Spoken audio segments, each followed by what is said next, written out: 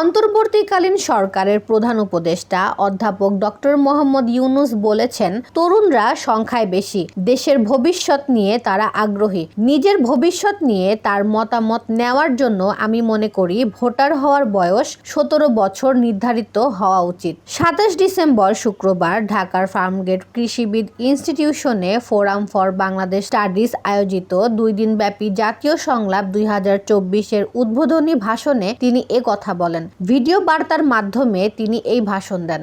সংস্কারের বিষয়ে আমাদের মধ্যে ঐক্যমত প্রয়োজন উল্লেখ করে ডক্টর ইউনূস বলেন, এজন্য সর্বশেষ পর্যায়ে জাতীয় ঐক্যমত গঠন কমিশন গঠন করা হয়েছে। যেমন ধরুন, কোন বয়সে একজন নাগরিক ভোটার হতে পারবে তার জন্য নানা দেশে নানা বয়স নির্ধারণ করা আছে। নির্বাচন সংস্কার কমিশন নিশ্চয়ই এরকম একটা বয়স সুপারিশ করবে। সে বয়স আমার পছন্দ হতেও পারে ও নাও হতে পারে। তিনি বলেন, নির্বাচন সংস্কার কমিশন কি ধরনের সুপারিশ করবেন তা আমার জানা নেই, কিন্তু দেশের বেশিরভাগ মানুষ যদি কমিশনের সুপারিশ করা বয়স পছন্দ করে ঐক্যমতে পৌঁছার জন্য আমি তা মেনে নেব।